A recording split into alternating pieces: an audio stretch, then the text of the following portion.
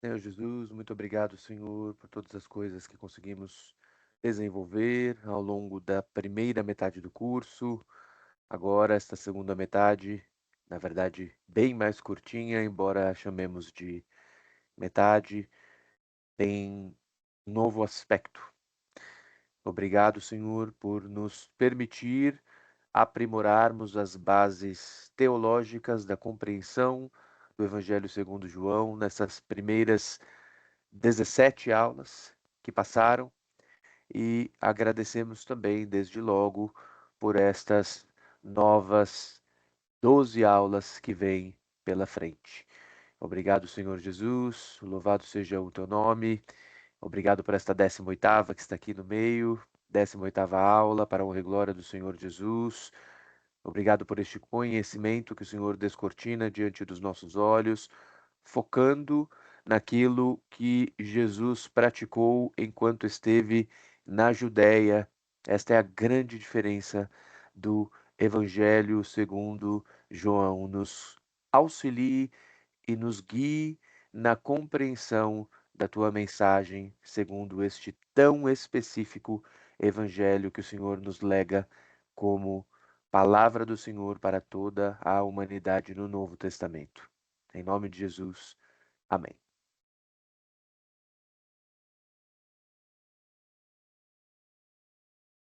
Vamos lá.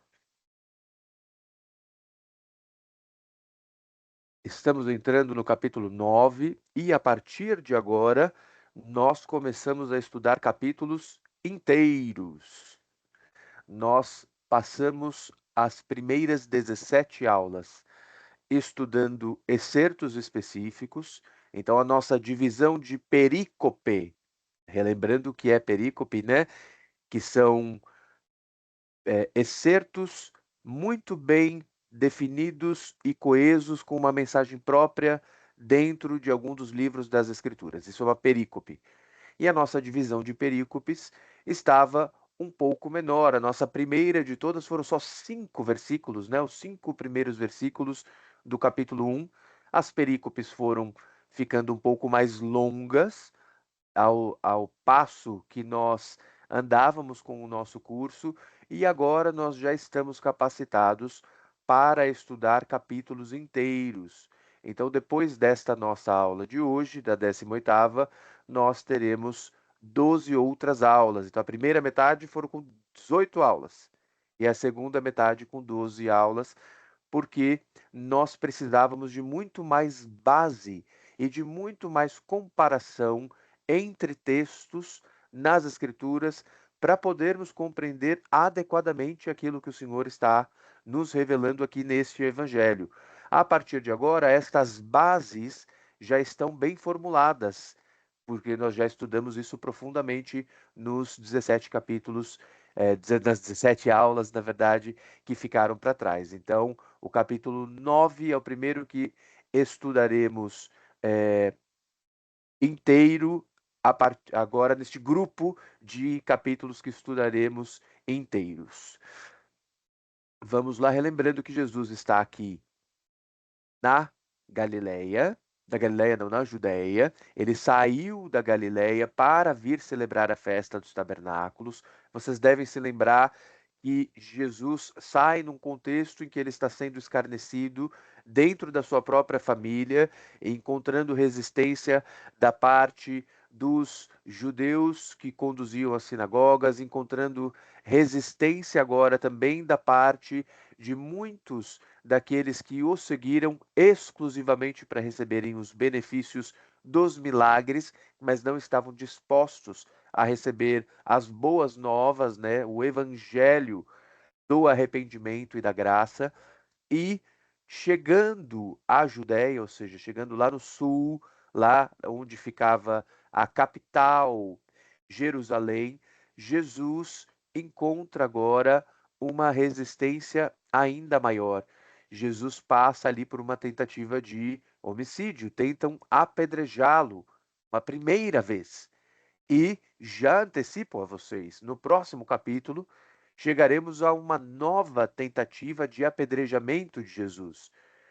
E haviam tentado apedrejar também a mulher adúltera, sobre a qual lemos no capítulo anterior, numa tentativa de pegar Jesus. A tentativa era que, ao ver Jesus opor-se ao apedrejamento daquela mulher, os fariseus e escribas tivessem um motivo para dizer: ele incita o descumprimento da lei mosaica. Mas, conforme nós vimos, eles não conseguiram pegar Jesus em nenhum deslize, em nenhum erro teológico, em nenhum erro hermenêutico em relação à Torá. E por isso, todos aqueles que estavam lá preparados para apedrejarem aquela mulher, e vejam só, eles que estavam querendo pegar Jesus em um deslize por descumprir as Escrituras, estavam eles próprios descumprindo as Escrituras porque queriam realizar uma execução sumária, sem o devido processo legal. E nós sabemos, porque estudamos isso aqui, todas as penas capitais aplicadas segundo a lei mosaica, elas requeriam um processo, e este processo requeria também uma inquirição de testemunhas, e quando digo testemunhas, digo no plural, uma única testemunha não era aceita como válida. Todo este aparato jurídico precisaria ser cumprido, e eles estavam descumprindo. Porém, tentavam pegar Jesus no pulo, encontrar algum deslize em Cristo para que pudessem apedrejá-lo pelos seus deslizes. Então, a mensagem que a gente vê ali, e que é a mensagem imediatamente anterior a esta passagem que estamos para ler, né? Tem ali aquele debate de Jesus logo após a tentativa de apedrejamento da mulher adúltera. Acontece aquele debate com os judeus e nós entramos aqui nesta outra passagem que também se passa em Jerusalém.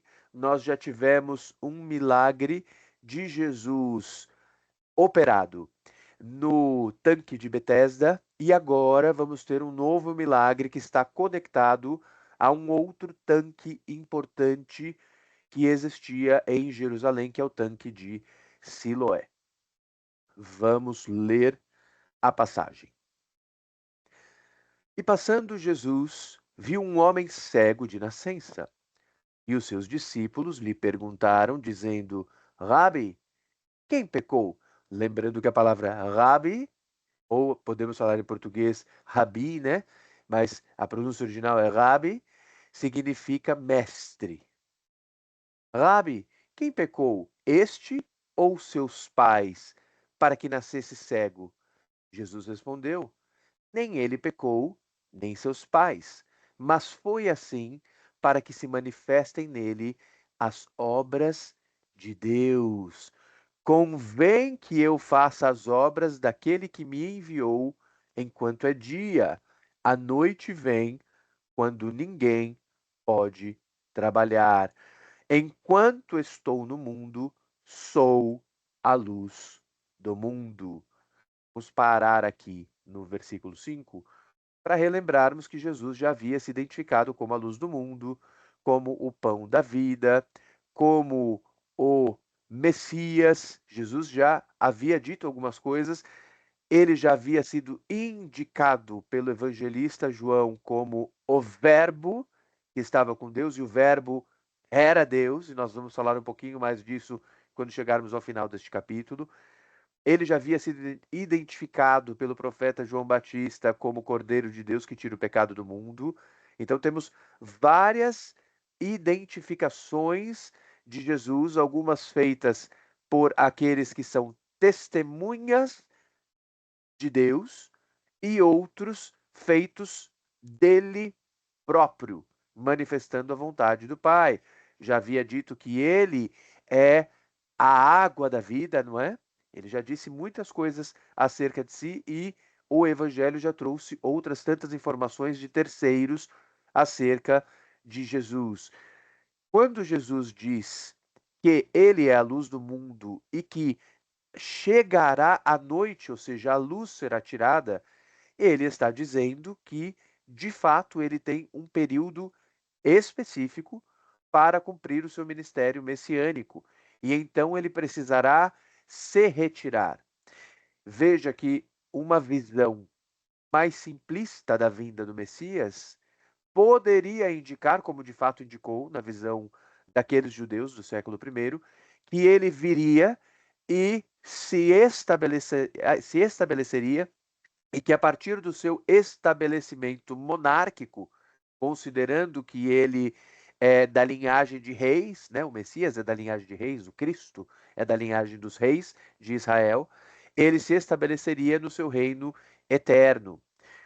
Cristo está aqui dizendo que não é assim que a interpretação deve ser feita das profecias que se passaram e que ele vem, pratica uma obra messiânica e se retira antes que o cumprimento de todas as coisas se conclua, ou seja, antes que se chegue o grande e terrível dia do Senhor.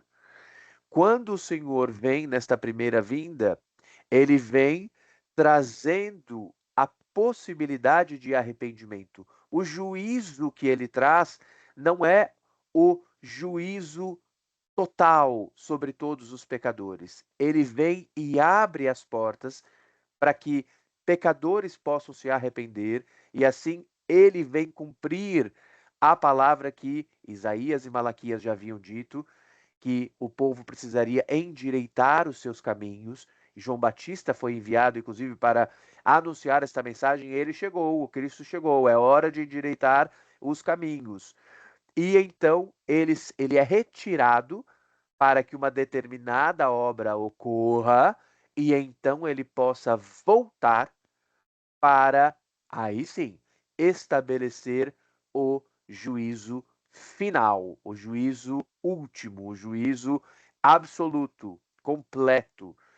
E este juízo é aquele que é profetizado nos textos escatológicos das Sagradas Escrituras, ou seja, os textos que falam sobre o fim dos tempos. Aqui, Jesus ainda estava então na sua primeira vinda. Ele precisava vir, trazer luz aos homens, permitir o estabelecimento de um povo apto a produzir os frutos que ele queria, não uma figueira infrutífera, mas uma figueira carregada de frutos. É isso que o Senhor queria produzir.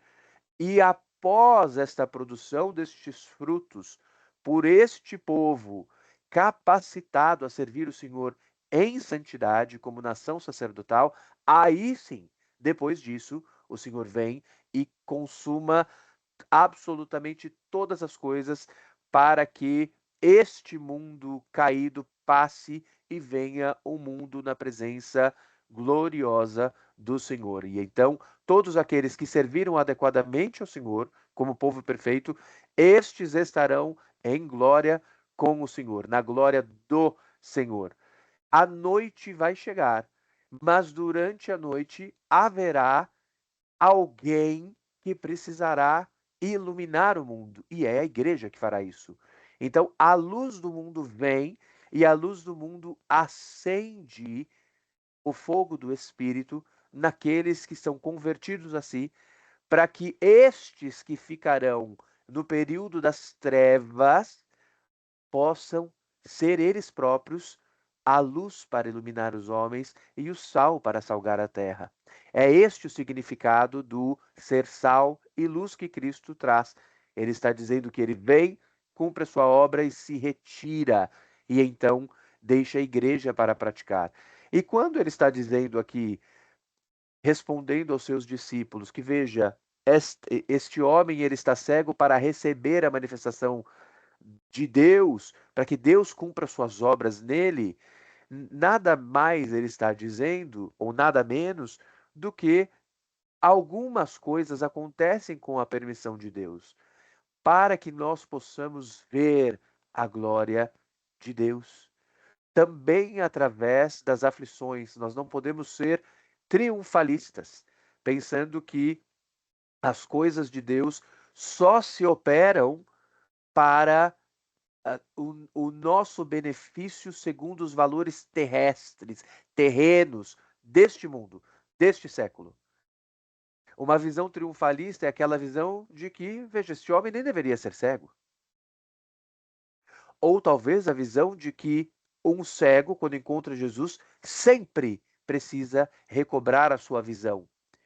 Mas, muitas vezes, o Senhor quer praticar a sua obra em uma determinada vida a despeito das causas de aflição. Precisamos ter isso em mente para entendermos bem quem é Jesus e a obra que ele está fazendo. Nesse caso aqui concreto, ele vem e ele vai operar uma das suas maravilhas e sinais na vida deste homem que está cego em Jerusalém. Vamos lá. Tendo dito isto, cuspiu na terra e com a saliva fez lodo, ou seja, fez uma lama, né? E untou com o lodo os olhos do cego. Espera aí, gente. Jesus cuspiu na terra. Para cuspindo na terra, usar a terra molhada, né? Enlodada, enlameada, para untar os olhos de um doente? Isso aqui é uma coisa única, será? Não. Jesus fez isso outras vezes ao longo do seu ministério.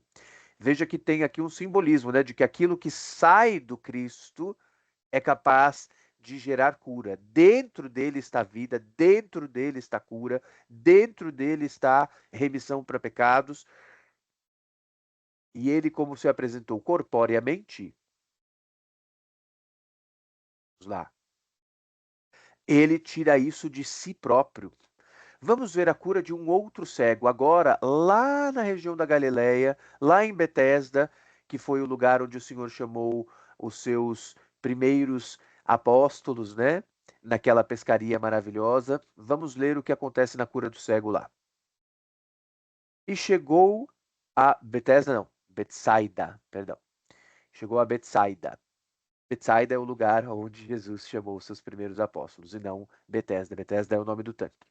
E chegou a Betsaida, e trouxeram-lhe um cego, e rogaram-lhe que o tocasse. E tomando o cego pela mão, levou-o para fora da aldeia, e cuspindo-lhe nos olhos, e impondo-lhe as mãos, perguntou-lhe se via alguma coisa. Então veja aqui, Jesus cuspiu em seus olhos, e a sua saliva, ou através da sua saliva, ele vai operar a sua obra. E levantando ele os olhos, disse: Vejo os homens, pois os vejo como árvores que andam.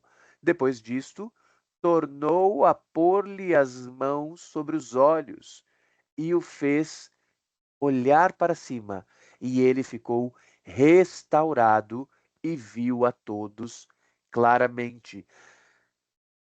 Uma parte desse texto que é tão enigmática e tão maravilhosa é o fato de o Senhor calibrar bem a sua obra, não é? Às vezes nós pensamos na obra do Senhor, na vida das pessoas, como se fosse um ato imediato e automático. Algumas vezes é. Algumas vezes o Senhor opera assim. Mas há coisas que o Senhor opera na nossa vida calibrando, podando, amoldando. Um exemplo disso é a santidade. Veja, uma pessoa se converte e a obra que o Senhor pratica, a maior de todas as obras, que é chamar essa pessoa à salvação, está praticada, a pessoa está justificada. Mas veja, uma pessoa que acaba de se converter ainda vai passar pelo processo de santificação. Então o Senhor vai continuar moldando esta pessoa. Nós temos aquela cena famosa de Jeremias descendo a casa do oleiro, né? E o Senhor pedindo que Jeremias olhasse o trabalho do oleiro para que aquilo servisse de imagem figurada para a obra que o Senhor faz também na vida do seu povo, né? Às vezes o Senhor está fazendo a obra, quebra aquele vaso para refazer melhor. É isto que está acontecendo aqui. O trabalho do Senhor muitas vezes é um processo. Ele escolhe que seja um processo. Ele não precisa que seja um processo. Ele pode simplesmente dizer, ser curado e os olhos se abrirem, mas ele pode também operar um trabalho de maneira prolongada, processual, não apenas como um ato, mas como um encadeamento de atos.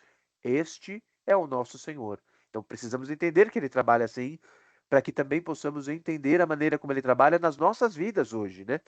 Às vezes somos ansiosos e queremos determinadas respostas no estalar de dedos. O Senhor pode dar respostas em piscar de olhos e em estalar de dedos, mas às vezes ele opta por fazer um processo, com começo, meio e fim. E nós precisamos entender que a vontade do Senhor é boa, agradável e perfeita. E se ele escolhe fazer através de um processo, é porque é melhor que assim seja. E terminamos aqui este texto que está, eu li Marcos 8, tá, gente? Os versículos 22 a 25 e vamos ler o versículo 26 aqui. E mandou-o para sua casa, dizendo: nem entres na aldeia, nem o digas a ninguém na aldeia. Lembrando aqui a vocês que a gente chama este aspecto de Jesus pedir que não seja publicizada a sua obra milagrosa durante um determinado período de segredo messiânico. Chamamos de segredo messiânico este processo no qual Jesus pede este segredo, né? Pede que seja guardado em oculto durante um tempo aquilo que ele pratica, porque, quero relembrar a vocês, Jesus está no completo domínio do tempo. Ele sabe todas as profecias que ele ainda precisa cumprir, todos os sinais que ele ainda precisa fazer e todo o ensino que ele ainda precisa transmitir antes de se entregar para ser crucificado. Desde o princípio, ele diz que será crucificado. Ele veio para isso, para ser crucificado. Mas existe uma determinada quantidade de obras que ele precisa fazer antes de ser crucificado, para que ele cumpra a sua própria palavra profética. Então, ele vai cumprir muitas coisas do Antigo Testamento e, ao cumprir todas, vai poder dizer: está consumado. Agora sim, que foi o que Jesus fala na cruz antes de entregar o seu espírito ao Pai. Ele consuma todas as coisas, até pequenos detalhes, como o fato de ele ter a sua boca molhada com vinagre misturado com fel. Até isso era cumprimento de profecia. Enquanto não se cumprisse cada uma das profecias, ele não poderia ser crucificado. E como ele é o Senhor também do tempo, ele é o Senhor do espaço, ele é o Senhor do tempo, não é? Ele vai controlando a maneira como a fama dele é espalhada e como a ira dos judeus se acende contra ele, para que no momento certo, aí sim, ele possa se entregar para ser preso e ser morto. Outra vez em que Jesus também cura utilizando a sua saliva, agora não mais falando dos olhos, mas falando dos tímpanos, foi quando Jesus curou um surdo. Isso está no capítulo imediatamente anterior, está em Marcos 7. Eu inverti aqui, li primeiro Marcos 8 para depois ler Marcos 7, para primeiro lermos uma outra cura de cegueira. Porque às vezes a gente confunde as histórias, né? E não podemos confundir as histórias. A cura do homem de Betsaida, lá às margens do mar da Galileia, é aquela cura em que Jesus faz este processo, né? Que o homem abre os olhos, não enxerga perfeitamente e Jesus repete o processo com a saliva para ele ser curado. A cura do homem que está em Jerusalém é diferente. Então eu queria deixar essas duas, uma próxima da outra ali para a gente ler. Vamos ler aqui como é que Jesus tinha curado um pouquinho antes o surdo. Marcos 7, versículo 32. E trouxeram-lhe um surdo que falava dificilmente, e rogaram-lhe que pusesse a mão sobre ele. E tirando-o à parte, de entre a multidão, pôs-lhe os dedos nos ouvidos e, cuspindo, tocou-lhe na língua. Então, olha só, o destravar dos ouvidos e o destravar da língua. E levantando os olhos aos céus, suspirou e disse: Efatá, isto é, abre-te. E logo se abriram seus ouvidos, e a prisão da língua se desfez e falava perfeitamente. Lembrando que o surdo-mudo, em geral, quando ganha a capacidade de ouvir, né, hoje em dia isso acontece por processos mecânicos, não é? Através de aparelhos. Às vezes é possível que um surdo consiga ouvir, às vezes não com tanta precisão, mas que consiga ouvir.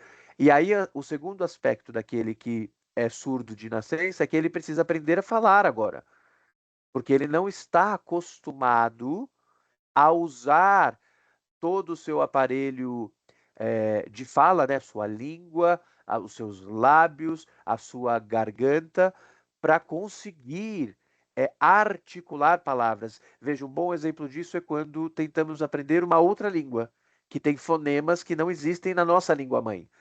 Nós precisamos treinar bastante até dominar isso, né? O que Jesus fez aqui é ele não precisou de nenhum fonoaudiólogo para aprender a falar. Foi imediato. Veja, quando Jesus escolhe fazer através de um ato, imediatamente Jesus o faz. Quando ele escolhe fazer através de um processo ele o faz. E ordenou-lhes que a ninguém o dissessem, mas quanto mais lhes proibia, tanto mais o divulgavam. E admirando-se sobremaneira, diziam: tudo faz bem, faz ouvir os surdos e falar os mudos.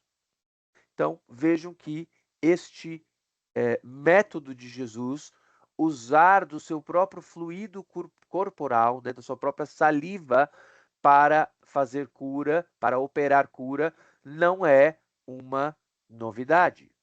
Então, Jesus, voltando ao nosso texto ali em João 9, tendo dito isso, cuspiu na terra e com a saliva fez lodo e untou com o lodo os olhos do cego. E disse-lhe: vai, lava-te nos tanques de Siloé, que significa o enviado. Foi, pois, e lavou-se e voltou vendo. Gente, o tanque de Siloé é um achado arqueológico muito maravilhoso. Nós só tivemos, nós seres humanos, né, acesso ao tanque de Siloé da época de Jesus agora no século 21. Vocês acreditam? É uma coisa super nova. É uma coisa novíssima. Tem 21 anos que nós tivemos acesso e a divulgação científica para as revistas científicas e para a imprensa foi só feita em 2005. O tanque de Siloé, eu deixei aqui separado para vocês. Vocês sabem que eu gosto de usar recursos que vocês próprios possam consultar facilmente na internet, que não precisa de nenhum preparo teológico para poder acessar essas coisas, né? Então, gosto de usar com vocês o Google Maps, a Bíblia Online e a Wikipedia ou Wikipédia, né? Este é o achado arqueológico do tanque de Siloé. Hoje ele é passível de ser visitado. É neste lugar que o cego curado por Jesus veio. Esse é o lugar mais baixo que existe em toda a Jerusalém. Uma outra imagem dele aqui.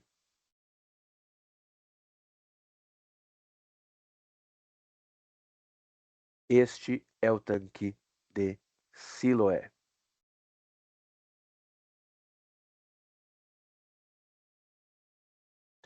Lembrando que quando a gente tem essas passagens da Bíblia que estão aqui entre parênteses, isso significa que é uma passagem controversa, né? Existe dúvida se ela é uma passagem que estava originalmente no texto, porque existem manuscritos que não têm esta expressãozinha, que significa um enviado. E veja que ela tem toda a cara de ser mesmo uma anotação feita por um escriba, né? E essa anotação foi sendo copiada e copiada, copiada. Um dia essa anotação foi puxada para dentro do texto ao invés de estar ali ao redor do texto. Ou o próximo copista que pegou não tinha certeza se era parte do texto ou se não era parte do texto e copiou. Então, os vizinhos e aqueles que dantes tinham visto que era cego, diziam: Não é este aquele que estava assentado e mendigava? Uns diziam: É este, e outros: Parece-se com ele. Ele dizia: Sou eu. Então surgiu toda uma controvérsia sobre esta cura que Jesus operou, mandando o homem se lavar no tanque de Siloé, que também pode ser chamado de tanque de Acelá. Eu deixei aqui um trechinho para vocês de Neemias, só esse pequenino trechinho aqui, para que vocês saibam que quando vocês lerem na Bíblia tanque de Acelar, esse trecho aqui está em Neemias, vocês saibam que se trata da mesma coisa. Mas como assim se trata da mesma coisa? É porque o nome original dele é Hashiloah. E aí, aqui no passado, quando você tinha a tradução direto do hebraico, fica mais fácil você pegar Hashiloah e transliterar para acelar. Quando você pega o Novo Testamento ele é com grego, e o grego tem alguns jeitos de falar as coisas que são romanizados, ou seja, ao estilo do latim. E na versão romanizada, o tanque se fala Siloam, Siloam, daí saiu o Siloá, entenderam?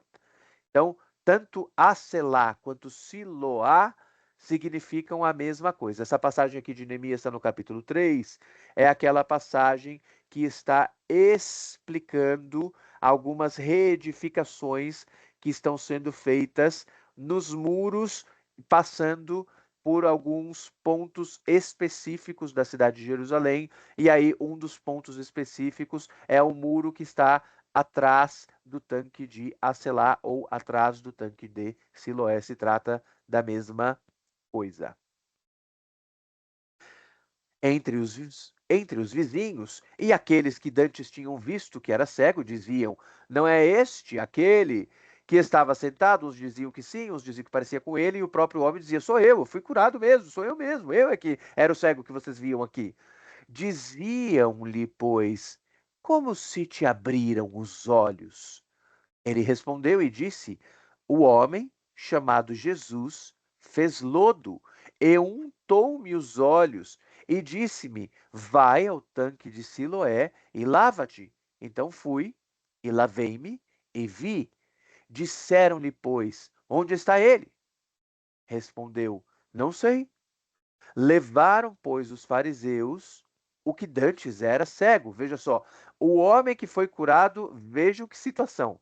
O homem acabou de ser curado, está comemorando com alegria e ele é intimado e levado forçosamente, né, conduzido coercitivamente para prestar depoimento perante os fariseus. Não lembra bastante a outra cura que Jesus operou no outro tanque, que é o tanque de Betesda, com aquele homem que estava sem conseguir andar há quase 4 décadas e logo depois da cura, ao invés de ser celebrada a cura dele, o que aconteceu foi que esse homem foi também inquirido e depois esse homem encontrou com Jesus lá dentro do templo, né? Deixa eu só preparar aqui melhor a página, pronto. Levaram, pois, aos fariseus o que dantes era cego. E era sábado. Ai, gente, olha lá de novo, Jesus.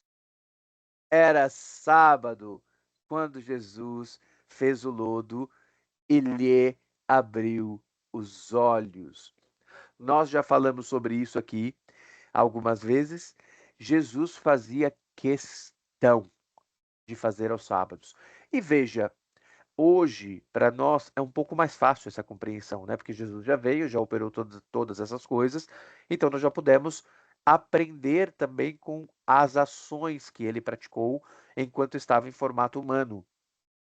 Mas veja que a intenção do sábado agora fica clara para nós. O sábado é dia de glorificar a Deus.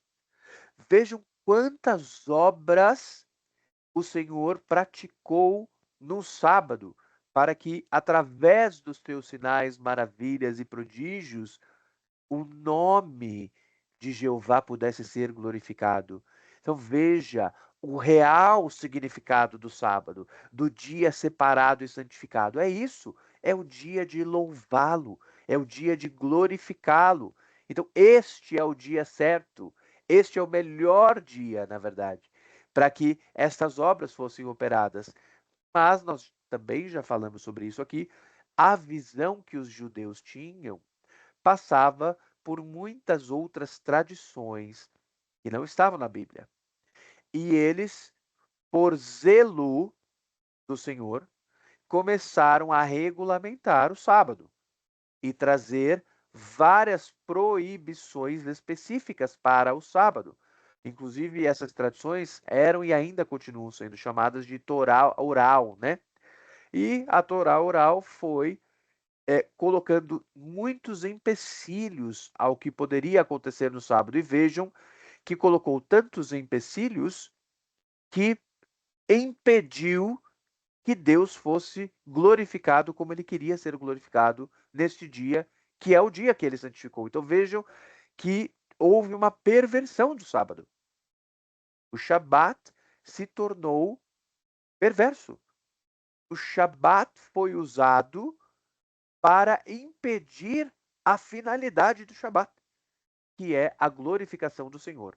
Vejam como o legalismo é extremamente perigoso, porque o legalismo é o dar foco à regra e não à finalidade da regra. É ter uma interpretação que nega a teleologia. O que é teleologia?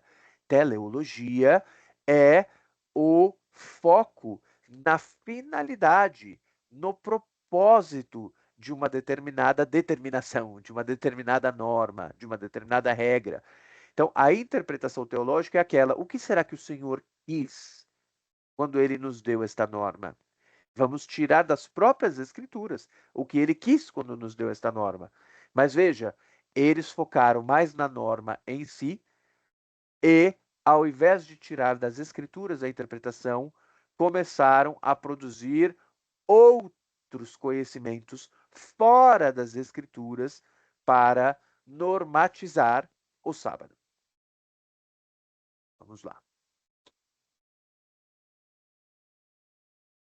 Tornaram, pois, também os fariseus a perguntar-lhe como vira. E ele lhes disse: pôs-me lodo sobre os olhos, lavei-me e vejo.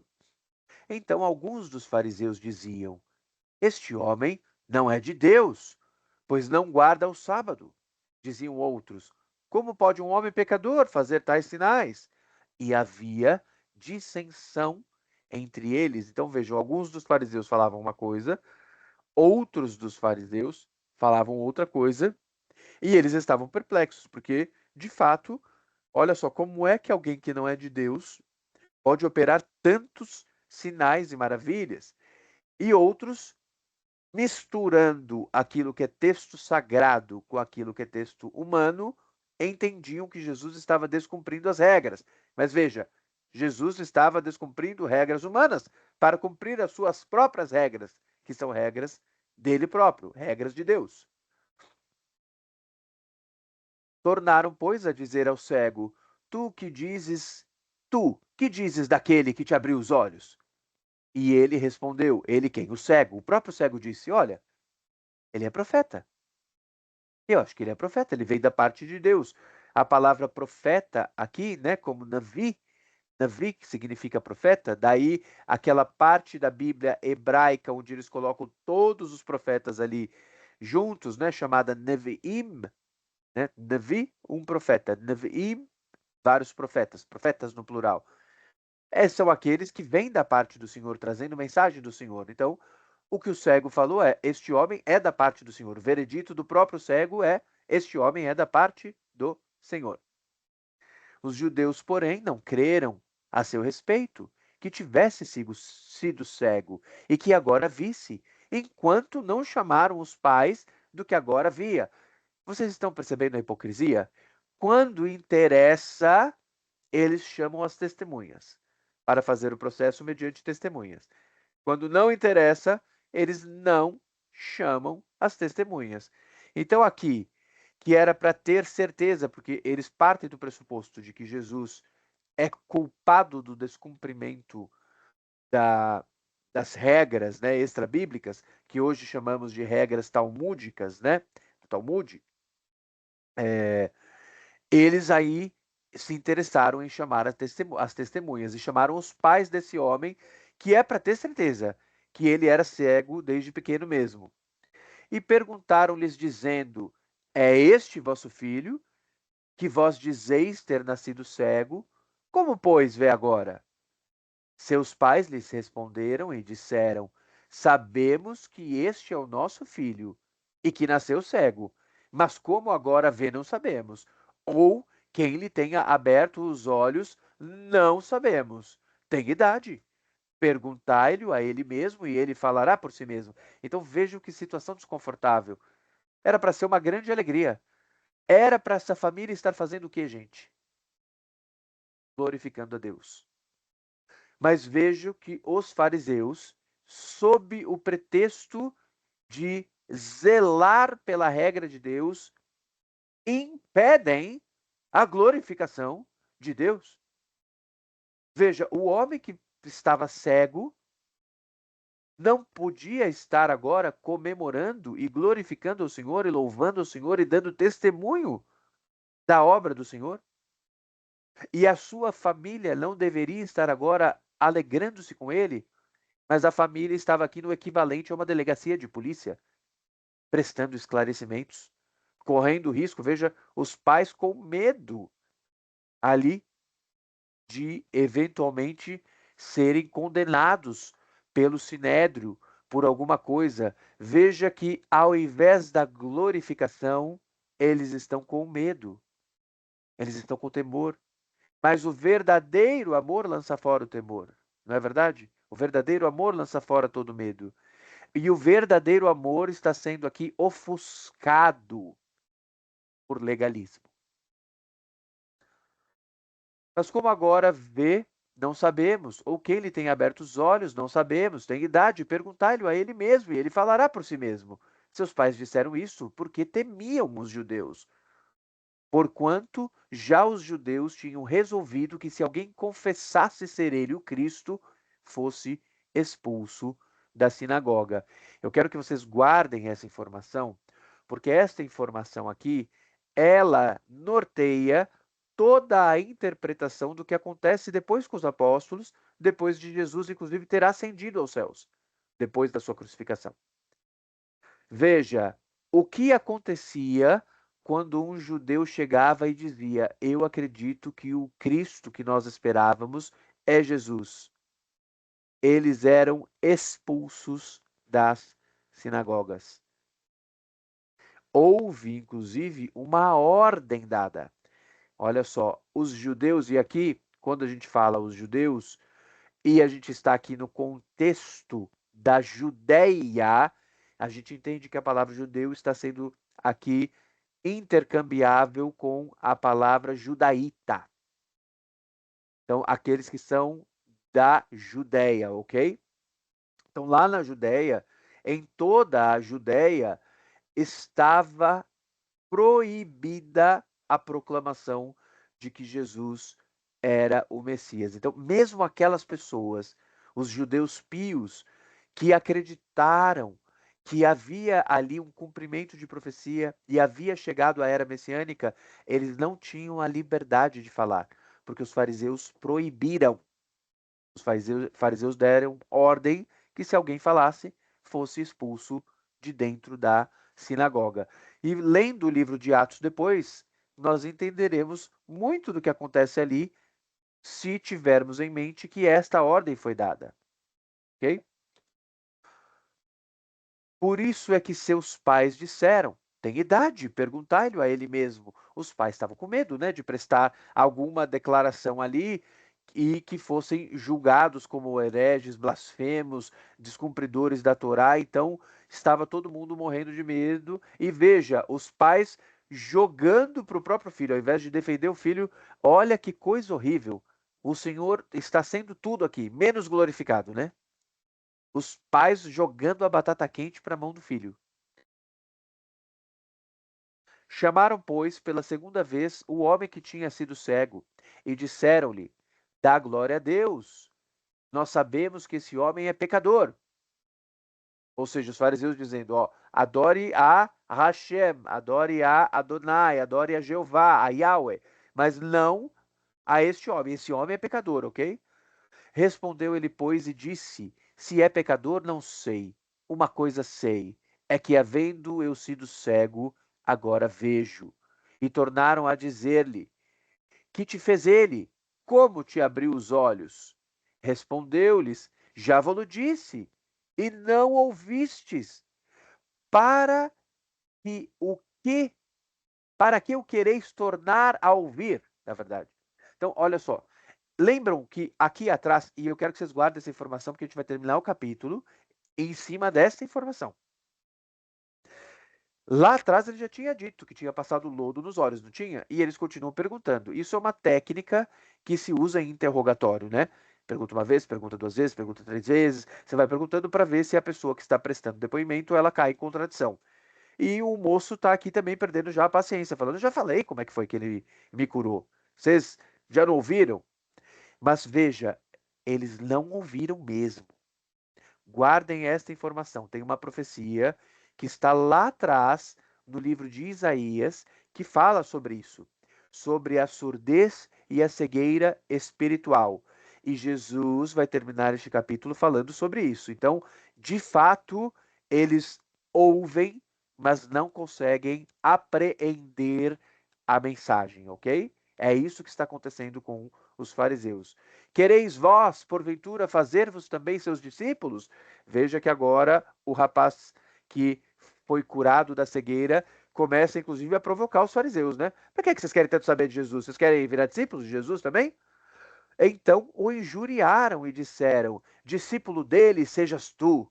Nós, porém, somos discípulos de Moisés. Nós também sabemos que Deus falou a Moisés, mas este não sabemos de onde é. O homem respondeu e disse-lhes: Nisto, pois, está a maravilha, que vós não saibais de onde ele é, e contudo me abrisse os olhos. O cego entendeu. De onde vinha Jesus, gente? João Batista já tinha explicado isso. Ele vem do céu, ele vem da parte do Pai. Jesus já tinha dito isso também de si próprio. Eu sou o pão que desceu do céu. E veja, estes homens aqui, tidos por doutos e tão autoproclamadores, não é? De toda a sua sapiência, eles não conseguiam discernir que Jesus tinha vindo do céu. E o homem cego dizendo: Olha só que maravilha, vocês que são os doutos não sabem de onde ele é, mas quem conseguiu resolver o meu problema, o problema incurável, foi ele. Ora, nós sabemos que Deus não ouve a pecadores, mas se alguém é temente a Deus e faz a sua vontade, a esse ouve. E é verdade. Olha só, a lógica que este homem cego está usando está muito mais de acordo com a Tanakh, ou seja, com a Bíblia dos judeus, a Bíblia hebraica, com o Antigo Testamento, muito mais de acordo com a Tanakh do que aquilo que os fariseus estavam fazendo e dizendo aqui. Ele havia entendido. Gente, mas assim, como é que este homem vai conseguir operar estes milagres se não for ele da parte do Senhor, ou se não estiver ele falando com o Senhor, ou se não for esta alguma profecia específica para ser cumprida e que vem da parte do Senhor? Quero lembrar a vocês que o falso profeta, quando estiver junto com o anticristo, também poderá fazer sinais. Mas veja, há uma profecia da parte do Senhor para ser cumprida. Não é que ele fará sinais porque ele pedirá ao Senhor e o Senhor lhe responderá. É diferente. Mas aqui, o que está acontecendo é Jesus sendo o Filho de Deus, e essa também é uma informação que precisamos ter em mente aqui nesse capítulo, precisamos guardar, nós vamos falar sobre esse título Filho de Deus já daqui a pouquinho. Ele pode pedir ao Pai, porque o próprio Cristo, no Sermão do Monte, não nos ensina que, gente, vocês têm que pedir as coisas. Se até vocês, que são maus, sabem dar coisas boas aos seus filhos, né? Quanto mais o Pai que está no céu sabe dar coisas boas aos seus. Então veja, Jesus, sendo o filho perfeito de um pai perfeito, quando pede, é atendido no seu pedido, pois o seu pedido também é perfeito, certo? Sempre que Jesus pedir, será atendido, porque ele é um com o Pai. E é isso, este é o significado do Filho de Deus.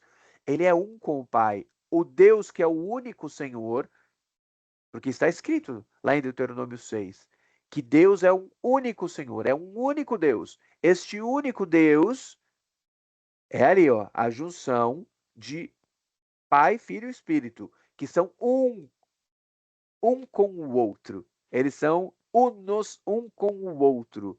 Mas esta unicidade tem em si uma trindade no meio.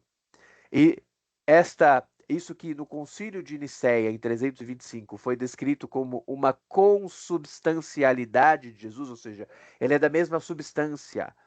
Não é que ele é nascido e se formou outro. Veja, quando um pai na terra ou uma mãe na terra, não, um pai e uma mãe geram um filho, eles geram uma outra pessoa, que é outrem, né? Mas Jesus não, ele é um com o Pai. Daí também a dificuldade, embora na ortodoxia a palavra pessoa é a escolhida para descrever cada um dos três que compõem a Trindade, né? A pessoa de Jesus, a pessoa do Pai, a pessoa do Espírito. Também essa palavra, ela é difícil e ela não é perfeita. Ela não é uma palavra perfeita, porque quando uma pessoa gera outra pessoa, ela gera outrem, mas o filho é um com o pai, né? E este homem aqui, ainda que talvez não entendesse esses detalhes teológicos, ele entendeu a mensagem geral. Desde o princípio do mundo, nunca se ouviu que alguém abrisse os olhos a um cego de nascença. Se este não fosse de Deus, nada poderia fazer. E ele está correto. Responderam-lhe eles e disseram-lhe: Tu és nascido todo em pecados e nos ensinas a nós? E expulsaram-no. Veja a visão dos fariseus. Veja, vocês estão entendendo como os fariseus estão longe do Senhor? Os próprios fariseus também são nascidos, todos em pecado. A palavra de Deus diz que todos nós somos entretecidos em pecados. Já no ventre das nossas mães somos formados em pecado, porque somos formados em um ser humano caído, de um mundo caído. Então somos todos pecadores. Mas eles, fariseus, julgando-se melhores e valendo-se de vanglória, faziam acepção de pessoas. Nós, os doutos, não precisamos ser ensinados por você. Você é outra categoria. Nós é que somos os zeladores da lei. Nós estamos acima e você vai nos dar lição de moral? Você, um cego que estava aí caído pelas ruas até agora, entendem? Estão fazendo acepção de pessoas, mas o Senhor proíbe a acepção de pessoas. Isso é novidade do Novo Testamento? Não. Isso já existe no Antigo Testamento. O livro de Malaquias aborda esse tema, o livro de Jó aborda este tema. A acepção de pessoas é pecado. Jesus ouviu o que tinha expulsado, perdão, Jesus ouviu que o tinham expulsado e encontrando-o, disse-lhe: Crês tu no Filho de Deus, e aqui, olha só, Jesus falando com o cego de novo e perguntando: crês tu no Filho de Deus? A expressão Filho de Deus, ela é muito importante. Muito importante. Vamos entender de que maneira o Novo Testamento trata isso. Quando a gente abre os primeiros capítulos de todos os 4 evangelhos, veja só a descrição que é dada já no primeiro versículo. Abrimos Mateus, qual é a primeira coisa que ele fala? Livro da geração de Jesus Cristo, filho de Davi, filho de Abraão. Quando ele diz filho de Davi, filho de Abraão, ele está dizendo é da linhagem dos judeus e é da linhagem dos reis. Se ele é filho de Abraão, é da linhagem dos judeus. Se ele é filho de Davi, ele é da linhagem dos reis. Então, ele é Ben David, ele é Ben Avraham. Ele é isso que ele tinha que ser mesmo. Tinha que ser essas duas coisas. Agora, a gente passa aqui por toda uma genealogia de Jesus e vamos descendo até chegar ao pai de Jesus e chegamos a ele aqui no versículo 16. Jacó gerou a José, marido de Maria, da qual nasceu Jesus, que se chama o Cristo. Então, o Messias, então olha só, o filho de Davi, filho de Abraão, o Cristo. Se nós vamos descendo aqui para entender quem é esta pessoa, vemos aqui a promessa que foi feita, na verdade, a palavra que o anjo trouxe a José. Quando nós lemos no Evangelho de Lucas, nós lemos aquilo que o anjo falou para Maria. Mas quando lemos aqui em Mateus, nós vemos o que o anjo falou para José. José não queria infamar a sua esposa, não é? Não queria difamá-la. E o anjo aparece para ele para explicar. Vamos ver o que o anjo explica para a gente entender o significado de filho de Deus. Então José, seu marido, ou seja, marido de Maria, sendo justo, e a não queria infamar, intentou deixá-la secretamente. E pensando ele nisto, eis que em sonho lhe apareceu um anjo do Senhor, dizendo: José, filho de Davi, não temas receber a Maria, tua mulher, porque o que nela está gerado é do Espírito Santo. Peraí. O que nela está gerado é do Espírito Santo. De quem ele é filho? Ele é filho do Espírito Santo. E o Espírito Santo é um com o Pai também. Então, ele é filho de Deus. Primeiro capítulo do Evangelho de Mateus já abre esta explicação. E dará à luz um filho, e chamarás o seu nome Jesus, porque ele salvará o seu povo dos pecados. Veja, o Messias veio para salvar dos romanos? Não, veio para nos salvar dos pecados. E Marcos, o que diz? Marcos já escancara na abertura, né? Marcos capítulo 1, versículo 1.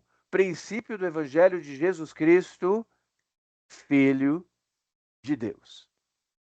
Já escancarou. Como está escrito nos profetas, eis que eu envio o meu anjo ante a tua face, o qual preparará o teu caminho diante de ti. E aí vem aqui a palavra de João Batista, né? Voz do que clama no deserto, preparai o caminho do Senhor. É o caminho de quem, gente? De quem é o caminho? Do Senhor. Porque o Filho de Deus é um com o Pai. Ele é consubstancial do Pai, é da mesma substância do Pai. É o próprio Senhor que vem e cujo caminho precisa ser preparado. Lucas, o terceiro evangelho, o que diz sobre isso? Vamos ver ali a conversa dele com Maria, que na conversa do anjo com Maria, lá no evangelho de Lucas, a gente entende o significado disso. Lá no versículo 30 de Lucas capítulo 1. Disse-lhe então um anjo: Maria, não temas, porque achaste graça diante de Deus. E eis que em teu ventre conceberás e darás à luz a um filho, e chamarás o seu nome Jesus. Este será grande e será chamado o quê?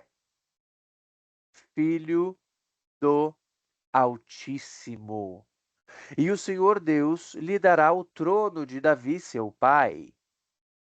Veja, ele é filho de Deus no espiritual e filho de Davi, seu pai, para ser da linhagem dos reis humanos e poder receber o trono. Até porque para Davi foi feita a promessa de que não seria tirado dele o trono, não é? Da descendência dele. E por isso a profecia do Messias só poderia se cumprir a partir da linhagem de Davi, porque se o trono dele não seria tirado, e a gente já sabia desde o Jardim do Éden que viria um Messias para pisar na cabeça da serpente, esse Messias, sendo rei, só poderia ser rei da linhagem de Davi, né? E reinará eternamente na casa de Jacó, e o seu reino não terá fim. É a mesma coisa que está escrito lá em Isaías capítulo 9. E disse Maria ao anjo: Como se fará isto, visto que não conheço homem algum? E respondendo o anjo, disse-lhe: Descerá sobre ti o Espírito Santo, e o poder do Altíssimo te cobrirá com a sua sombra. Por isso também o santo que de ti há de nascer será chamado o quê? Filho de Deus.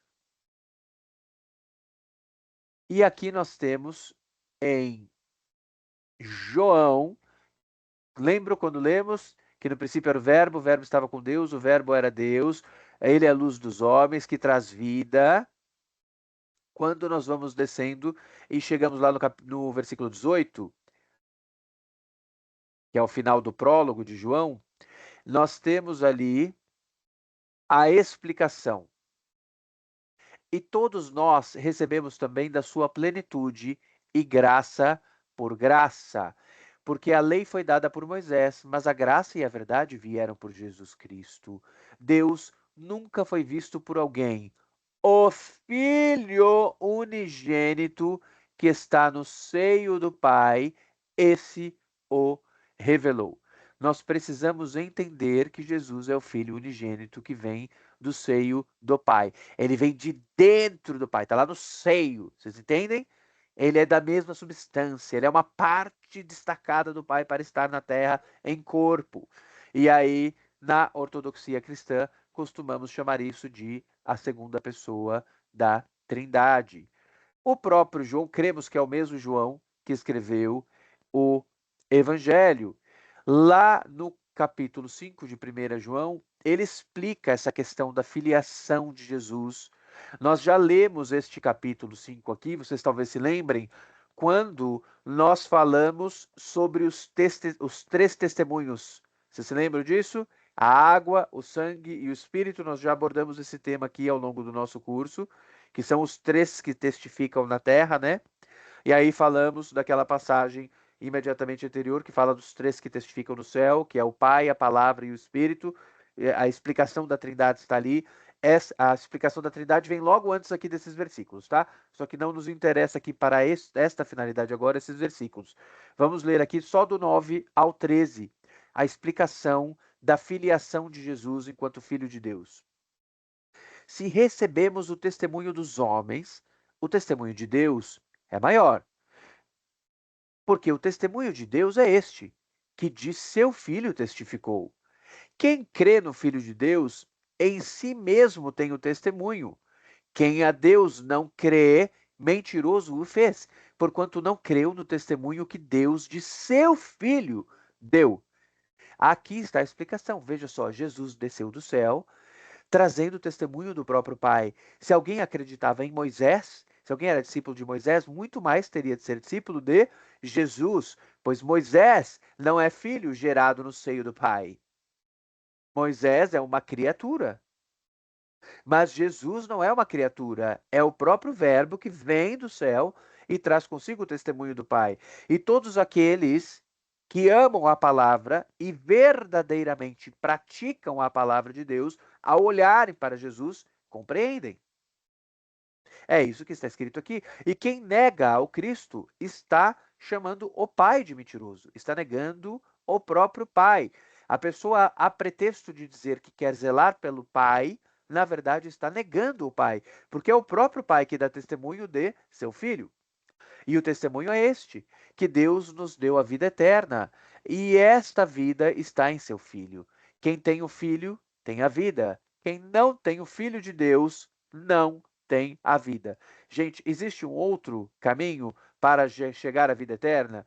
Por exemplo, aquele debate dispensacionalista sobre será que os judeus estão sendo salvos sem Jesus, porque eles estão debaixo de uma outra aliança? Vamos ler de novo aqui, gente. Quem tem o filho tem a vida. Quem não tem o filho não tem a vida. Qual é a parte difícil de entender disso? Só existe, e aí Jesus vai nos explicar isso na última ceia, aqui no Evangelho de João. Só existe um caminho. Um só, não tem dois. Jesus é o caminho, a verdade e a vida. É Ele, é Jesus o caminho, a verdade e a vida. Quem não está em Jesus não está no caminho da verdade que leva à vida. É simples assim. Quem tem Jesus tem tudo. Quem não tem Jesus não tem nada. É tudo por meio de Jesus. E isso está profetizado desde o Gênesis, desde o livro do Gênesis, o primeiro da Bíblia. Estas coisas vos escrevi, os que credes no nome do Filho de Deus, para que saibais que tendes a vida eterna, e para que creiais no nome do Filho de Deus. Vamos voltar ao nosso texto, então, ver a importância da pergunta que Jesus está fazendo, porque Jesus está fazendo a pergunta certa. O Filho de Deus está vindo. A expressão Filho de Deus era usada também não só para tratar daquele que vinha do seio do Pai, que é consubstancial do Pai, que é o próprio Deus humanado, encarnado, né? Mas era também usada para falar sobre os reis de Israel, porque o povo foi tirado do Egito recebendo o tratamento de filho.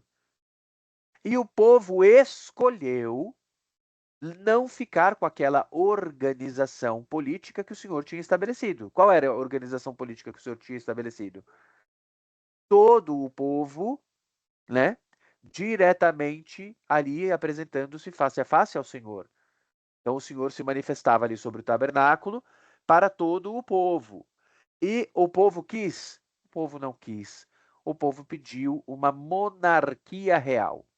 Então, como o povo pediu uma monarquia real, o profeta Samuel, que além de profeta também era juiz, e além de juiz também era sacerdote, então ele cumpria papel triplo, né, de profeta, juiz e sacerdote. Samuel vai e ordena Saul como primeiro rei. Saul cai da graça, né? E Davi é ungido para ser rei em seu lugar. E em Davi é feita a promessa de que nunca mais o trono se apartaria da sua linhagem. E Davi recebe o tratamento de filho. Então, quando a gente fala de filho de Deus, a gente também pode estar falando de algum dos reis que são da linhagem davídica, ok? E temos lá vários reis entre Davi e o último que caiu e que foi levado cativo para a Babilônia, que é o rei Ezequias, né? Logo depois de Jeoaquim, Ezequias. Ou vice-versa, não lembro, Jeoaquim? Não, é Ezequias o último. Ele respondeu e disse: Quem é ele, Senhor, para que nele creia? Então veja só, o homem que foi curado por Jesus achou que Jesus era profeta, não foi isso que ele falou? Estava falando certinho ali muitas coisas, mas entendeu que a identidade do Cristo, de Jesus era a identidade de profeta. E aí perguntou: Olha, me mostra onde está o Filho do Homem, eu crerei nele. E Jesus lhe disse: Tu já o tens visto, e é aquele que fala contigo.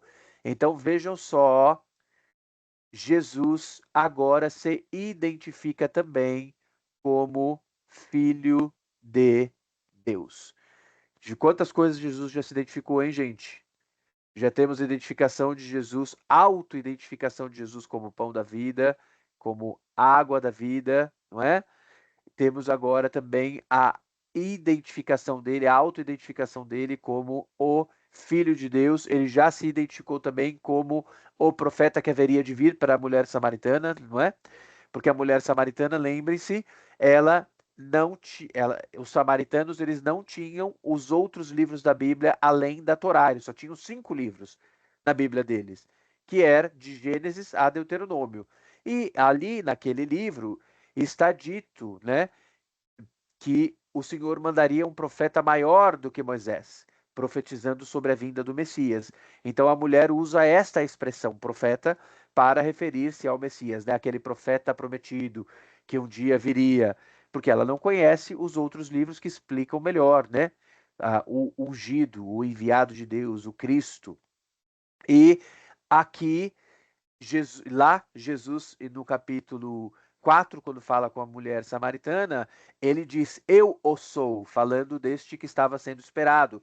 E aqui, Jesus, falando sobre o Filho de Deus, também diz: É aquele que fala contigo, ou seja, sou eu que estou aqui falando contigo. Mais uma identificação de Jesus. E o homem cego, né? Ele disse: Creio, Senhor, e o adorou. E disse-lhe Jesus: Eu vim a este mundo para juízo, a fim de que os que não veem vejam. Olha o que a gente falou lá atrás sobre os fariseus. Os fariseus, os doutos, não conseguindo compreender, e eles menosprezando um homem cego, que provavelmente era um andarilho, né? Ficava ali pedinte. E veja, o pedinte conseguiu enxergar aquilo que os doutos não conseguiram enxergar. E Jesus vai abordar este tema aqui. Por isso que falei para vocês que a gente ia terminar com este tema. Eu vim a este mundo para juízo, a fim de que os que não veem, vejam, e os que veem sejam cegos. Vocês estão entendendo que além da obra que Jesus praticou no corpo de um homem cego, existe um outro significado aqui conotativo? Ele está falando que ele cura um homem que está cego, que não consegue enxergar, e este homem abre os olhos e consegue enxergar materialmente as coisas. Mas Jesus também está falando aqui sobre o mundo espiritual. Ele pega este cego, fisicamente cego, e cura, mas ele também pega este homem, fisicamente cego, e permite que este homem veja as coisas espirituais. Enquanto aqueles que são doutos em letras não conseguem enxergar. Aqueles que pensam enxergar tudo, na verdade, são os verdadeiros cegos. E o cego tirado da rua para ser curado, este sim é capacitado para enxergar o que nem os doutos estão enxergando. E olha só, depois que Jesus fala isso, aqueles dos fariseus que estavam com ele, ouvindo isto, disseram-lhe: Também nós somos cegos? Disse-lhes Jesus: Se fosseis cegos, não teríeis pecado. Mas, como agora dizeis, vemos, por isso o vosso pecado permanece. A soberba e o legalismo os condenaram ao inferno. Isso já estava profetizado. Quando o profeta Isaías é chamado, gente, Isaías é chamado no capítulo 6. É uma passagem muito famosa, nós não vamos lê-la inteira, porque o chamado de Isaías inclui uma visão que ele tem de anjos indo até a brasa do altar. Lembram dessa cena? O anjo vai até a brasa do altar, pega a brasa do altar do sacrifício, ou seja, o lugar onde é derramado o onde são colocadas, na verdade, as ofertas para a expiação dos pecados. Então, neste altar, ou seja, o altar que purifica dos pecados, vai lá um anjo, pega uma brasa e com esta brasa toca na boca do profeta. E ali o purifica para que seja profeta do Senhor. E logo na sequência entra esta cena que nós vamos ler, que é a explicação de como a palavra do Senhor, quando vem, ela vem para salvar aqueles que nela creem, mas ela também vem para condenar. A palavra do Senhor sempre tem a dupla função. Ela salva alguns e condena outros. Todos aqueles que nela não creem a ouvem justamente para que sejam condenados.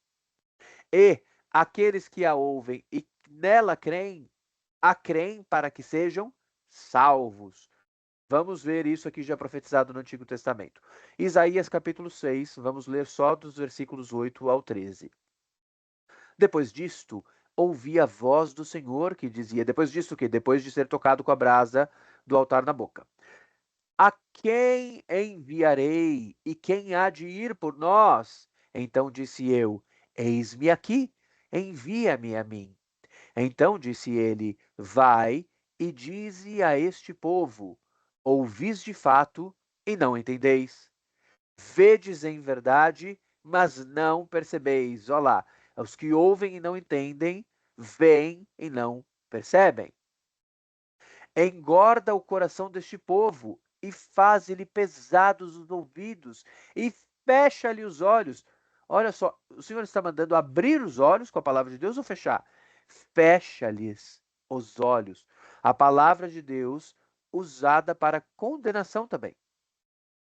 Fecha-lhes os olhos, para que ele não veja com os seus olhos, e não ouça com os seus ouvidos, nem entenda com o seu coração, nem se converta e seja sarado. Então disse eu, ou seja, Isaías disse para o Senhor: Até quando, Senhor? E respondeu o Senhor: até que sejam desoladas as cidades e fiquem sem habitantes, e as casas sem moradores, e a terra seja de todo assolada. É a profecia sobre a destruição de Jerusalém. E o Senhor afaste dela os homens, e no meio da terra seja grande o desamparo. Porém, ainda a 10ª parte ficará nela. Ou seja, olha só, a palavra não vem para que todos creiam, mas existe ali uma 10ª parte capacitada. Entendem? Tem um remanescente. Isso é aquilo que o Senhor chama do seu remanescente. A 10ª parte ficará nela e tornará a ser pastada. E como o carvalho e como a azinheira, que depois de se desfolharem ainda ficam firmes, assim a santa semente será a firmeza dela. Ou seja, há um remanescente do povo de Deus que será firme. E esta palavra servirá para edificar os firmes e condenar os demais. Jesus explica isso claramente quando está explicando a parábola do semeador. Quando o Senhor fala da parábola do semeador, não sei se você se lembra, aquela que vai o semeador a semear, joga a semente, umas caem à margem do caminho, umas caem no meio de pedregais, outras caem no meio das espinheiras e algumas sementes caem em solo fértil. Veja, todas as outras que caírem em outros lugares que não são solo fértil, ou recebem a semente, que é a palavra de Deus, ok? A semente é a palavra de Deus, mas ainda assim não conseguem passar pela edificação. Só uma pequena porção, que é aquela, ou seja, de toda a história, só aquela parte da semente que cai em solo fértil é aquela que é capacitada para gerar frutos a partir da palavra. Então, ouvem a palavra, retêm a palavra e frutificam com a palavra, ou seja, a vida dessas pessoas é transformada de maneira que elas vivem a palavra.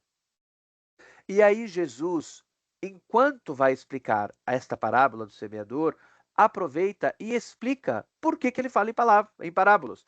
E existe um mito, e isso é um mito, tá? E vocês precisam desfazer esse mito se vocês tiverem algum dia acreditado nele. Que Jesus fala em parábolas justamente para facilitar o entendimento. Não, não é para facilitar o entendimento. Jesus fala em parábola justamente para provar os corações, e somente uma pequena parcela é que vai conseguir entender as parábolas. E esta é a lógica de toda a palavra de Deus. A palavra de Deus é semeada, mas muitas das sementes vão cair em outros lugares que não o solo fértil. Vamos ver a explicação? Mateus capítulo 13, versículos 9 a 17. Quem tem ouvidos para ouvir, ouça. E cercando-se dele os discípulos, disseram-lhe: Por que lhes falas por parábolas? E respondendo, disse-lhes Jesus: Porque a vós é dado conhecer os mistérios do reino dos céus, mas a eles não lhes é dado. Por isso que eu falo em parábolas, disse Jesus. Porque a eles não lhes é dado conhecer os mistérios do reino dos céus. Porque aquele que tem, se dará e terá em abundância, mas àquele que não tem, até aquilo que tem lhe será tirado. Em algum dos outros evangelhos sinóticos, inclusive está escrito até aquilo que ele pensa que tem lhe será tirado. Então vejam, aquele que tem, a este se dará, àquele que tem ainda se dará mais, ao que não tem, até o pouquíssimo que ele tem, ou até o que ele pensa que tem, lhe será tirado. É por isso que Jesus fala em parábola. Os poucos que seguirão pela porta estreita, porque o Senhor diz que a porta é estreita. Largo é o caminho que leva à perdição. Estreita é a porta que leva até o Senhor. Os poucos que passam por essa estreita porta, estes sim poderão compreender. A grande maioria que vai pelo largo caminho seguirá para a perdição. Os que se dizem zelosos da palavra de Deus, mas não a cumprem, não a têm no seu coração mantida, são meros cumpridores de regras, também não terão. É o caso dos fariseus, é isso que está explicado ali em João 9. Por isso lhes falo por parábolas, porque eles, vendo, não veem, e ouvindo, não ouvem nem compreendem. E neles se cumpre a profecia de Isaías. Olha lá o que acabamos de ler lá em Isaías. Ouvindo ouvireis, mas não compreendereis. E vendo vereis, mas não percebereis. Porque o coração deste povo está endurecido e ouviram de mau grado com os seus ouvidos. Olha aqui o motivo. Ouviram de mau grado com os seus ouvidos e fecharam seus olhos, para que não vejam com os olhos e ouçam com os ouvidos e compreendam com o coração e se convertam e eu os cure. Mas bem-aventurados os vossos olhos, porque veem, e os vossos ouvidos, porque ouvem. Porque em verdade vos digo que muitos profetas e justos desejaram ver o que vós vedes e não ouviram, e ouvir o que vós ouvis e não ouviram. E veja só, se todos os profetas anunciavam a vinda de Jesus, evidentemente todos eles ansiavam por este dia, por ouvir essas coisas. E de fato Jesus chegou e os que estavam de coração endurecido não o receberam, entre eles, incluindo os responsáveis por zelar pela lei. Vejam que coisa triste, interessante, mas também triste. Vocês têm dúvidas? Nós terminamos aqui a nossa aula. Não? Vamos orar então. Oi, Daniel. Oh, Edi, a paz do Senhor. Ai, Senhor. Ficou muito claro para mim, né, que o cego ele não escolheu ser cego, nascer cego, mas os fariseus escolheram se manter cegos, né? É verdade, Edi. Excelente compreensão. Você conseguiu sintetizar perfeitamente na sua frase. É isso mesmo. Eles tinham a oportunidade ali, vocês veem? O Cristo estava ali perante eles, tanto quanto estava perante aqueles que se tornaram discípulos, que se tornaram apóstolos, estava ali perante eles. Mas eles escolheram um outro caminho. Tudo nos leva a crer, inclusive, que o grande problema para eles seria ter de abandonar o seu status e a sua posição. Porque o fariseu, ele era a pessoa de mais alta estima dentro da comunidade de Israel, no período de Jesus. Então vejam que sempre que a gente fala daqueles que tinham as mais altas posições, se fala dos príncipes dos levitas ou dos escribas, que é aquele pessoal, aquele núcleo dos levitas que é mais que tem posição hierárquica superior. Então assim, os chefes daqueles que prestam sacerdócio ao Senhor. E junto com eles, esta outra comunidade que surgiu, que não existia até o cativeiro. Os fariseus, eles se formam a partir de núcleos de estudo enquanto o povo está em cativeiro. E aí, quando o povo volta para a terra de Israel, volta com estes mestres. Mestre, como é que é mestre? É rabi, né? Então volta com esses rabinos. Esses rabinos são naquele tempo, os fariseus. E é do desenvolvimento deste isso que a gente chama de judaísmo farisaico, que surge este judaísmo que temos hoje, que é o judaísmo rabínico. Entre os vários judaísmos que existiam na época de Jesus, este foi o que sobrou, porque os outros partidos todos desapareceram durante as guerras judaico-romanas, principalmente na primeira delas, que foi aquela que gerou a destruição definitiva do templo e que só deixou o Muro das Lamentações, que até hoje é ponto turístico e ponto de encontro religioso lá em Jerusalém. Então, dali em diante, a única comunidade organizada que sobrou foi a dos fariseus, e aí, do ponto de vista intelectual, né? E eles, se não foram a única, talvez dizer que foram a única é um jeito muito determinante e absoluto de se comunicar, mas esta é a que prevaleceu. Esta foi a que conseguiu atravessar o tempo e ir se adaptando e formando esse judaísmo que hoje nós temos no mundo contemporâneo. E vejam a oportunidade que eles tiveram de ouvir. De fato, isso que você falou é isso. Eles escolheram permanecer cegos.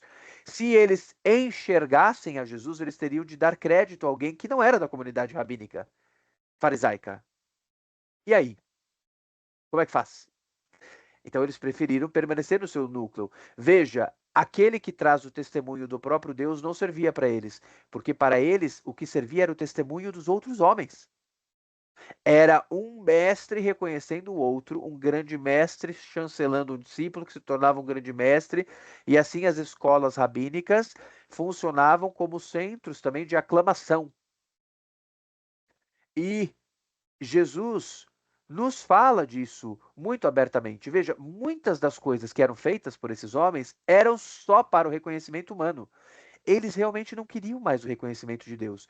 Veja que eles estiveram face a face com Deus e não quiseram.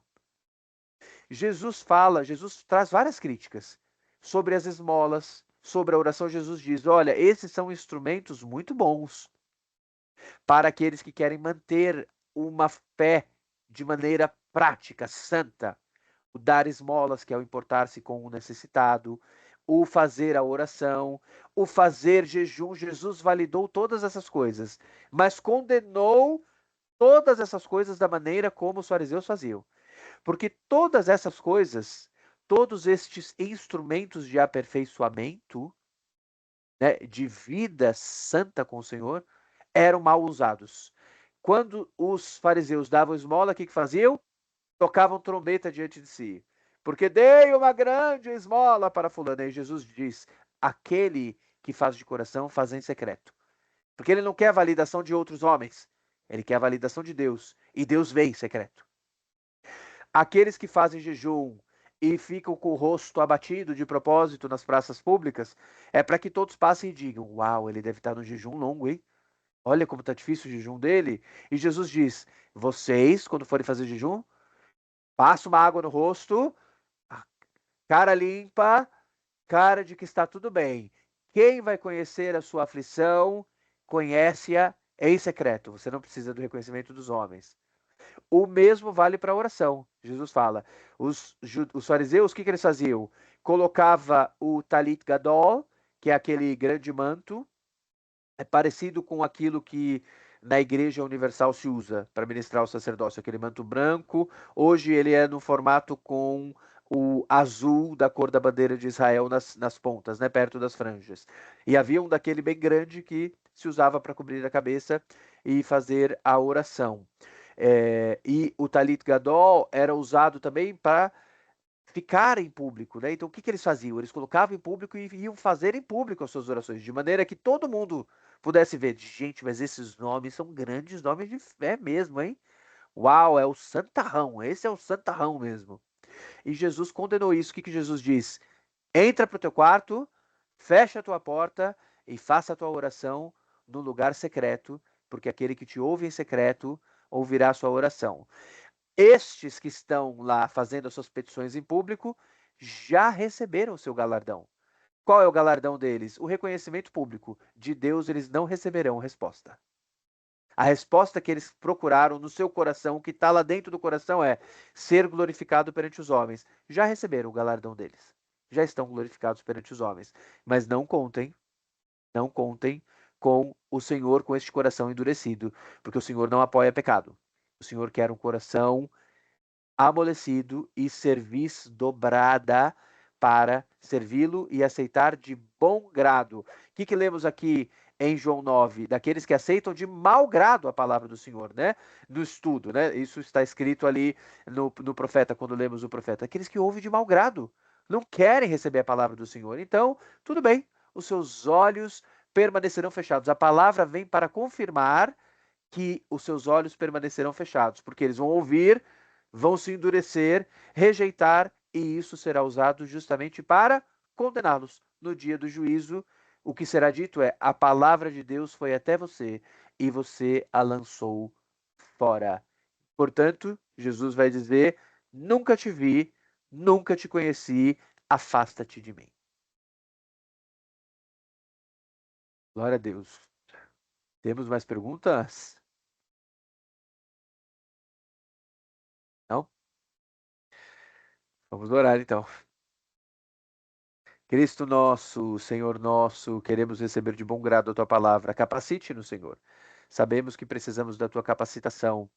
Venha e abra-nos os olhos para que possamos ver e compreender e perceber as coisas que o Senhor está fazendo. Obrigado por ter nos escolhido para nos fazer habitação do teu Espírito e nos permitir que vejamos com os olhos e ouçamos com os ouvidos, Senhor. Isso é uma honra, compreender as coisas espirituais que não podem ser naturalmente reveladas a ninguém, mas só de maneira transcendental, trazidas ao conhecimento de nós, meras criaturas humanas do Senhor.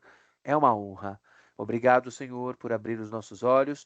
Obrigado por nos guiar na compreensão, iluminando os nossos entendimentos para que saibamos a correta hermenêutica da tua palavra e não nos tornemos legalistas e hipócritas.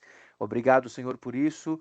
Nos censure sempre que estivermos nos tornando endurecidos, porque certamente tropeçaremos na nossa hermenêutica, na nossa exegese, na nossa interpretação. Precisamos que o Senhor nos guie, não só na interpretação, para que compreendamos de maneira correta, de maneira ortodoxa, aquilo que o Senhor nos lega como palavra eterna, mas também para que consigamos praticá-la. Se o teu Espírito, que é espírito de adoção de filhos, não nos guiar, nós de fato não conseguiremos praticar e, portanto, não conseguiremos frutificar, e então a semeadura não alcançará o seu propósito final. Queremos, Senhor, ser boa terra para gerarmos boas raízes e queremos estar plantados junto aos ribeiros das tuas águas, para que as tuas águas formem em nós uma fonte que jorre para a vida eterna. Senhor Jesus, frutifique em nós tudo aquilo que for da tua vontade. Colha de nós todos os frutos que forem agradáveis ao Senhor. Queremos ser a figueira carregada de frutos, para que quando o Senhor passar, o Senhor possa se alegrar naquilo que o Senhor recolherá das nossas copas. Em nome de Jesus, agradecemos por ter nos escolhido. Em nome de Jesus, te louvamos por ter nos elegido, nos eleito. E em nome de Jesus, dizemos que te amamos, sabendo que antes de amar ao Senhor, fomos amados pelo Senhor. Obrigado, nosso Jesus amado. E com todo temor, assim o chamo, nosso Jesusinho querido e amado, com muito temor, com muito respeito, nosso Jesusinho, a quem amamos apaixonadamente, Senhor. Obrigado por acender também essa chama no nosso coração, para que sejamos habilitados para te amar apaixonadamente. Não há nada que desejemos mais do que encontrar ao Senhor, nos dobrar aos teus pés e podermos derramar aos teus pés as nossas lágrimas, da mesma maneira como Maria de Betânia derramou, lavando os teus pés com as nossas lágrimas e reconhecendo quem é o nosso Salvador, sem o qual não teríamos nenhuma razão para a esperança. Obrigado, Cristo, por tudo que fez por nós. Amém.